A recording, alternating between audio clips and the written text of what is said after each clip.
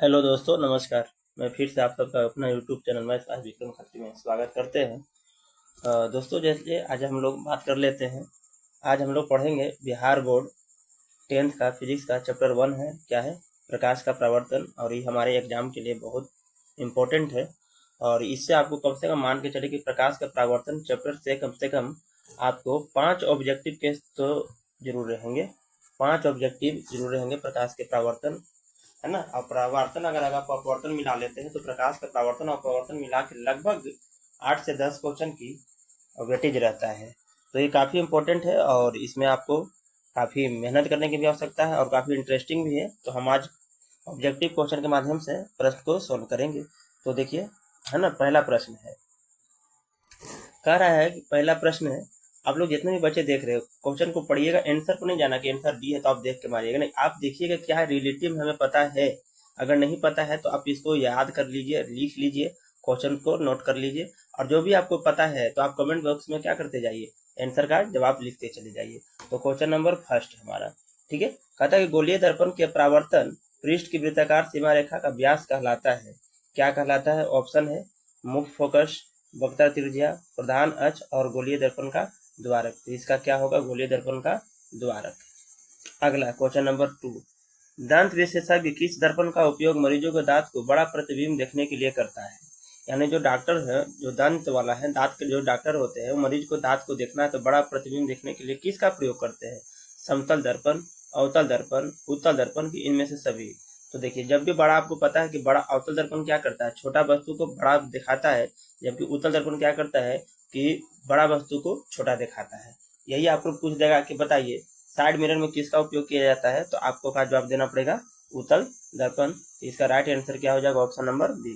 Question number 3, यदि किसी बिंब का प्रतिबिंब का आवर्धन ऋणात्मक है तो उन प्रतिबिंब की प्रकृति क्या होगी? वास्तविक और उल्टा, वास्तविक और सीधा, आभासी और सीधा, आभासी और उल्टा। इसका आंसर क्या होगा? वास्तविक और उल्टा। निम्नलिखित में से कौन उत्तल दर्पण की फोकस दूरी है जिसकी वक्रता त्रिज्या 32 सेंटीमीटर है? क्या है? 32 सेंटीमीटर है। अब देखिए, 32 सेंटीमीटर है तो वक्रता त्रिज्या क्या होती है? फोकस दूरी की आधी होती है, या फोकस दूरी जो होती है वक्रता त्रिज्या की क्या होती है? आधी होती है। तो इसका ऑप्शन नंबर क्या हो जाएगा? 16 यानी centimetre, option number C answer. परावर्तन के नियम से निर्धारित होता है क्या? आपको पता है कि परावर्तन के नियम क्या कहता है कि आपतन कोण और परावर्तन कोण आपस में क्या होते हैं? बराबर होते हैं। तो ऑप्शन नंबर कौन सही हो जाएगा? ए सही हो जाएगा।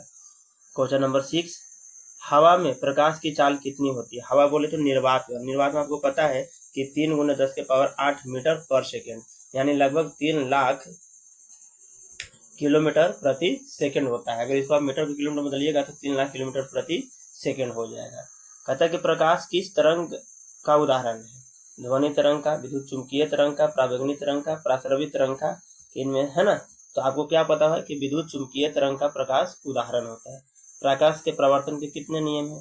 तो प्रकाश के अपवर्तन के नियम क्या है या प्रवर्तन के नियम क्या है? क्या नियम है, इतना पता है आपको? 2। किस दर्पण में बड़ा प्रतिबिंब बनता है? अभी तुरंत हम लोग पढ़े हैं कि अवतल क्या करता है? बड़ा प्रतिबिंब बनाता है, जबकि उत्तल छोटा प्रतिबिंब बनाता है। ठीक है। देखिए, गोलीय दर्पण में फोकसांतर और वक्रता त्रिज्या के बीच संबंध क्या है? देखिए, अभी हमने तुरंत इसको बताया है कि जो वक्रता त्रिज्या होती है, यानी आर जो होती है, क्या होती है? त्रिज्या की, यानी फोकस दूरी की क्या होती है? दुगनी होती है। तो ये क्या होगा? 2f होगा, है ना। तो देखिए, इसमें कहीं दिया हुआ आर बराबर 2f नहीं दिया हुआ, आर बराबर कहीं 2f दिया हुआ है नहीं दिया हुआ, आर बराबर 2 आर दिया हुआ, एफ बराबर 2 है नहीं। अगर यहाँ से अगर हम लोग एफ बराबर करेंगे तो एफ बराबर क्या हो जाएगा? आर बटा 2, और एफ बराबर आर बटा 2 कहाँ दिख रहा है? Option number F equal to R बटा 2 दिख रहा है, ऑप्शन नंबर सी दिख रहा है। तो इसका राइट आंसर क्या हो जाएगा? ऑप्शन नंबर सी हो जाएगा। चलिए, क्वेश्चन नंबर हम लोग 11 पर आ जाते हैं। 11 में कहता है कि सर्च लाइट का परावर्तक सतह होता है, मतलब सर्च लाइट का जो परावर्तक सतह उसमें किसका प्रयोग किया जाता है? उत्तल का, अवतल का, कि समतल का, कि उत्तल और अवतल दोनों? तो भैया कौन सा? अवतल। कहता है दाढ़ी बनाने में कौन सा दर्पण प्रयुक्त किया जाता है? समतल, उत्तल, इनमें से कोई नहीं। तो आपको पता है कि अवतल दर्पण का प्रयोग किया जाता है। किसका प्रयोग किया जाता है? अवतल दर्पण का। दर्पण का सूत्र है, देखिए, दर्पण का सूत्र है, एक दर्पण का सूत्र होता है और एक लेंस का सूत्र होता है। तो दर्पण के सूत्र में हम लोग पढ़ते हैं 1/f equal to 1/v plus 1/u, 1/u, है ना। ये किसका सूत्र है? ये दर्पण का सूत्र है। ये क्या है? दर्पण का सूत्र है। अगर आपको लेंस का पूछ देता कि लेंस का सूत्र क्या होता है, तो यहाँ पर क्या करना पड़ता है, यहाँ पर हमको माइनस करना पड़ता है। यहाँ पर क्या करना पड़ता है, माइनस करना पड़ता है ना। तो इस प्रकार से इसका ऑप्शन क्या हो जाएगा, ऑप्शन नंबर डी सही है। 1/v plus 1/u equal to 1/f। चलिए हम लोग क्वेश्चन नंबर 13 तक पहुंच गए। जो भी बच्चे देख रहे हैं वीडियो को लाइक और सब्सक्राइब जरूर कर लीजिए, अपने दोस्तों पर शेयर कीजिए। और इस प्रकार का प्रत्येक दिन अब आपको क्वेश्चन मिलेगा, चाहे वो फिजिक्स का हो जाए, साइंस का हो जाए। इस प्रकार से आपको पर डे कुछ न कुछ आपको मिलते जाएगा। आपको इस प्रकार से देख लेना है कि हाँ हमने इसका रिवीजन कर रहे हैं। चलिए ठीक है। कहता है कि 14 में कि किस दर्पण में केवल आभासी प्रतिबिंब बनेगा, किस दर्पण में केवल आभासी प्रतिबिंब बनेगा। तो किस दर्पण में आभासी का मतलब क्या होता है, जिसको पर्दे पर नहीं उतारा जा सकता है। तो ऑप्शन नंबर क्या होगा, समतल दर्पण तथा उत्तल दर्पण में। क्वेश्चन नंबर 15, समतल दर्पण में प्रतिबिंब की प्रकृति क्या होती है। समतल दर्पण में प्रतिबिंब की प्रकृति क्या होगी। तो देखिए क्वेश्चन नंबर 14 में यही प्रश्न पूछ रहा था। क्वेश्चन नंबर 14 में प्रश्न क्या पूछ रहा था कि किस दर्पण में केवल आभासी प्रतिबिंब बनता है, किस दर्पण में केवल आभासी प्रतिबिंब बनता है। और यहाँ पर क्या बोल रहा है कि समतल दर्पण में प्रतिबिंब कैसा बनता है। देखिए यहाँ पर समतल में क्या बताया गया कि दर्पण में आभासी प्रतिबिंब बनेगा केवल 14 है ना। इसमें क्या होगा, आभासी और बराबर होगा। चलिए क्वेश्चन नंबर 16, गोलीय दर्पण की फोकस दूरी उसकी वक्रता त्रिज्या की क्या होती है। अभी तुरंत बताया गया है कि गोलीय दर्पण की फोकस दूरी जो होती है वक्रता त्रिज्या की दुगनी होती है। क्या होती है, दुगनी होती है। जबकि अगर ऐसा क्वेश्चन पूछा था कि वक्रता त्रिज्या क्या होती है, तो वक्रता त्रिज्या फोकस दूरी की क्या होती है, वक्रता त्रिज्या फोकस दूरी की दुगनी होती है ना। देखिए फोकस दूरी जो होती है उसकी वक्रता त्रिज्या क्या होती है, आधी होती है। क्या होती है, आधी होती है। तो ऑप्शन नंबर इसका क्या हो जाएगा, ए राइट आंसर है।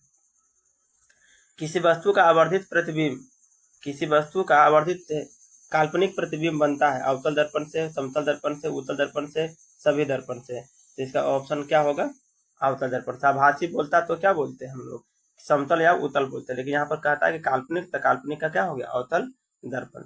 एक उत्तल दर्पण में बना प्रतिबिंब क्या होगा, उत्तल दर्पण में प्रतिबिंब क्या होगा, काल्पनिक और हासित होगा। ईट है, ईट कैसा पदार्थ है बाबू बताइए, पारदर्शी पदार्थ, अपारदर्शी पदार्थ, पारभासी पदार्थ, कोई नहीं बाबू रे, अपारदर्शी है। अपारदर्शी पदार्थ किसे कहते हैं, वैसे पदार्थ जिनसे प्रकाश आसानी से होकर पास नहीं करती है, अपारदर्शी पदार्थ कहते हैं। पारदर्शी पदार्थ उसे कहते हैं जिससे प्रकाश आसानी से निकल जाए, पार हो जाए, तो क्या कहलाता है, पारभासी कहलाता है। क्या कहलाता है, पारभासी कहलाता है ना। जबकि पारभासी का मतलब क्या हुआ, पारभासी का मतलब हो गया कि जो कुछ तो पास करे और कुछ पास नहीं करे, वो क्या कहलाता है, पारभासी कहलाता है। ठीक है। जैसे एग्जाम्पल आप लोग जल्दी जल्दी बताइए कि पारदर्शी पदार्थ का कौन सा है, अपारदर्शी का कौन सा है और पारभासी का कौन सा है। क्वेश्चन नंबर 20 देखिए, क्वेश्चन नंबर 20 कहता है कि हमारी आंखें जो देख सकती है वह वस्तु क्या कहलाती है। दीप्त, प्रदीप्त, दीप्त या प्रदीप्त, इनमें से कोई नहीं। देखिए दीप्त या प्रदीप्त हम लोग दोनों देख सकते हैं अपनी आंखों से। आप कहिए कि सर दीप्त और प्रदीप्त क्या होता है, तो दीप्त उसको कहते हैं वैसे वस्तुएं जो प्रकाश उत्सर्जित करती है, वो क्या कहलाती है, दीप्त। और प्रदीप्त उसे वस्तु कहते हैं जो प्रकाश उत्सर्जित नहीं करते, जैसे जलता हुआ बल्ब दीप्त है ना, सूर्य दीप्त है। अगला क्वेश्चन नंबर 21 में कहता है कि एक मनुष्य समतल दर्पण की ओर 3 मीटर प्रति सेकंड की चाल से आ रहा है। मनुष्य को दर्पण में अपना प्रतिबिंब किस चाल से आता हुआ प्रतिबिंब बनेगा। देखिए अगर आपको पता है तो आप लोग पढ़े होंगे कि देखिए इसमें जो होता है प्रतिबिंब जो होता है, जितना उसकी चाल होगी उससे क्या होगी, डबल होती है। तो 3 का वो कितना हो जाएगा, 6। तो 6 का कितना नंबर ऑप्शन में, ऑप्शन नंबर सी। संयुग्मी फोकस संभव है केवल किसमें, उत्तल दर्पण में, अवतल दर्पण में, समतल दर्पण में या साधारण कांच में। तो इसका क्या होगा, अवतल दर्पण में। अब संयुग्मी फोकस क्या होता है, इसके लिए मेरा वीडियो बनाया हुआ है, आप प्लेलिस्ट में जाकर देख लीजिए, चेक कर लीजिए। अगला है क्वेश्चन नंबर 23, एक उत्तल दर्पण की फोकस दूरी 20 सेंटीमीटर है, इसकी वक्रता त्रिज्या क्या होगी बताइए। फोकस दूरी कितना है, 20, इसकी वक्रता त्रिज्या क्या होगी। तो वक्रता त्रिज्या बताया गया है फोकस दूरी की क्या होती है, दुगनी होती है। तो 20 का कितना होता है डबल, 40 होगा, ऑप्शन नंबर डी। 24 देख लीजिए, यदि किसी वस्तु को एक दर्पण के सामने निकट रखने पर प्रतिबिंब सीधा बने किंतु दूर रखने पर उल्टा प्रतिबिंब बने, तो वह दर्पण कौन सा होगा। मतलब निकट रखेंगे तो प्रतिबिंब सीधा बना देता है, अगर दूर रखते हैं तो बस प्रतिबिंब कैसे बना देता है, उल्टा बनाता है। तो वह दर्पण कौन सा होगा, वह दर्पण क्या होगा, ऑप्शन नंबर बी अवतल होगा। क्वेश्चन नंबर 25 कहता है कि किसी दर्पण के सामने आप चाहे जितनी दूर पर खड़े हो आपका प्रतिबिंब सीधा ही बनता है। संभवतः दर्पण कैसा होगा? देखिए कहता है कि आप कहीं भी रहिए खड़ा, आपका प्रतिबिंब कैसा बनता है? सीधा। तो दर्पण कौन सा होगा? केवल समतल दर्पण, केवल उत्तल दर्पन, केवल अवतल या समतल या उत्तल दोनों? भैया समतल और उत्तल दोनों। तो आज के लिए हमारा 25 क्वेश्चन यहाँ पर कंप्लीट हो गया। 25 क्वेश्चन इसी का हम लोग अगला दिन करेंगे। नेक्स्ट वीडियो में हम लोग तब तक मिलते हैं। तब तक के लिए आप लोगों को जय हिंद, जय भारत। हाँ, और जल्दी से जल्दी वीडियो को जल्दी से लाइक और सब्सक्राइब शेयर जरूर कर दे, ताकि हमें मोटिवेशन मिले, है ना, और हम भी आपको इस प्रकार से करते रहें। चलिए ठीक है, थैंक यू।